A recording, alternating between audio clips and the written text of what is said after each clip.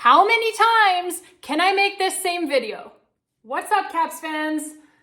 All right, first thing is first, I have to apologize for my videos being posted late. I did not get a chance to do any of the editing for any of them over the holidays. And so I have been editing them all at once here. So that is why they're late being posted up, and I apologize. However, editing all of these post-game videos all in a row, one after the other, has given me an interesting bit of insight here, some incredible insight really. And that insight is the realization that I am actually essentially just making the same video over and over and over again a lot of the time. And that's not by choice. No, sir. No, I make the same video over and over and over again because Darcy Kuemper forces me to. He gives me no choice, okay?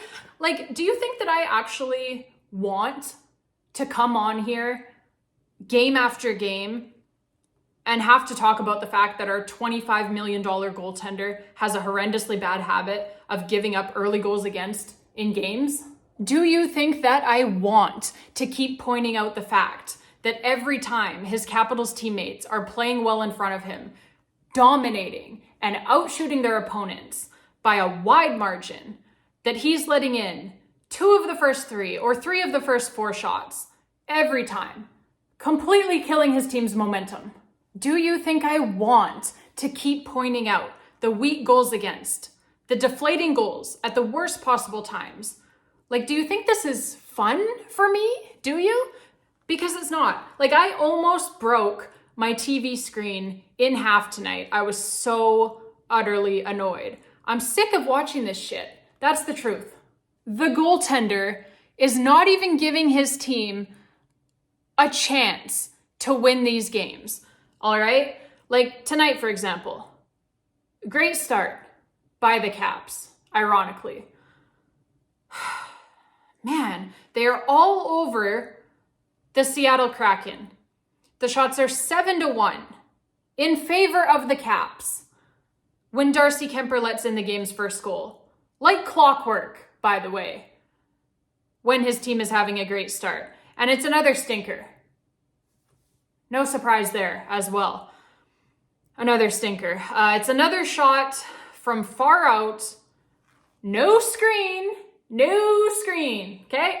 That just beats him cleanly.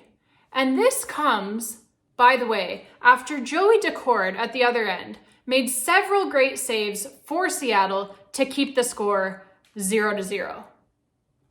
It's demoralizing. Like, nothing at all against Joey Daccord, nothing at all. Like, he has been playing some great hockey of late. But this guy has been a career AHL guy, and now he's out there making our $25 million man, Darcy Kuemper, look like a bag of shit, quite frankly. Like, it cannot happen, man. Kraken's second goal to go up 2-0.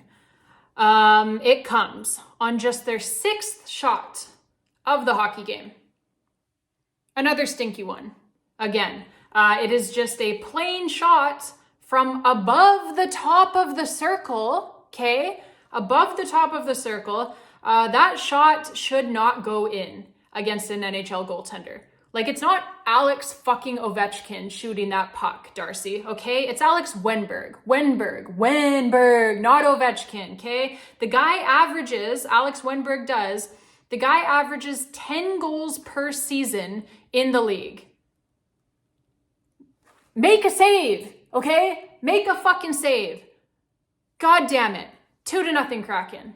Like, my main problem with Darcy Kuemper right now is that he's not even doing the absolute basics right, okay? Like, the absolute basics. Like, I'm talking the fundamental goaltending 101 stuff that they teach you from the time that you're 5 fucking years old, man. Like, stick on the ice, right? Stick on the ice. How many times have we seen Darcy Kuemper get beat 5-hole this season because he did not have his fucking stick on the ice? Honestly.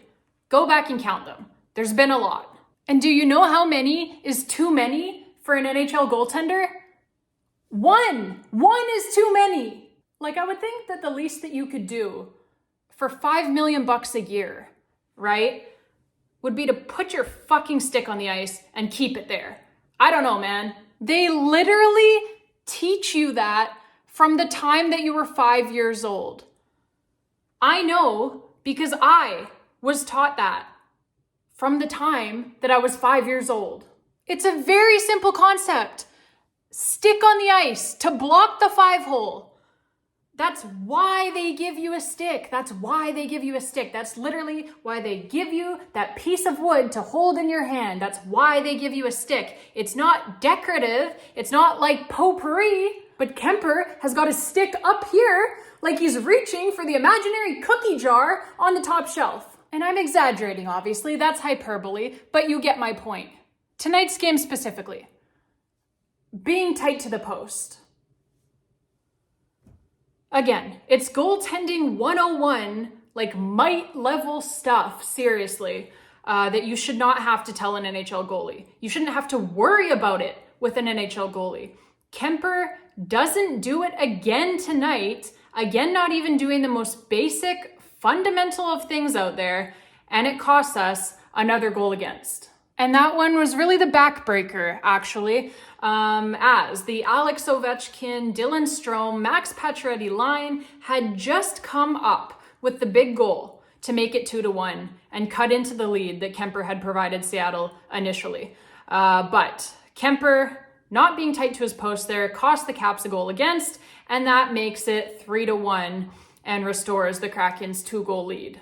On the bright side, though, because we're searching for one of those, Alex Ovechkin, his point streak continues as he pushes it to 6 straight games with at least a point now. Beautiful passing play. And Max Pacioretty finishes it off for his first goal as a Washington Capital. You love to see that. This guy has torn his Achilles tendon twice in the last 2 years, I believe it is. He came back after the first Achilles tear. He played, I think it was like 5 games that he played for the Carolina Hurricanes, and then he tore it again. So he has had a really rough couple of years.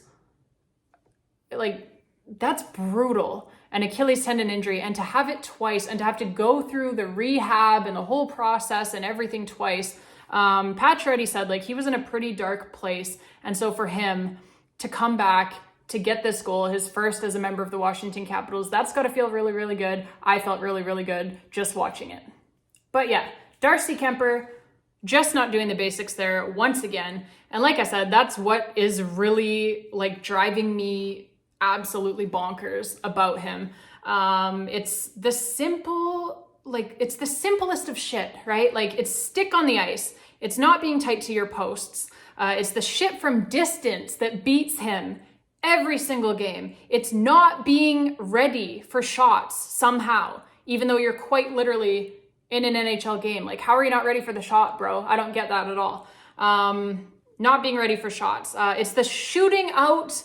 That's 5 things already now I've come up with just off the top of my head. It's the shooting out of rebounds like a fucking Pez dispenser. I mean, I could go on and on and on. 4-1 was the final score, as the Kraken would also beat Kuemper on a deke. I believe it was defenseman Adam Larson.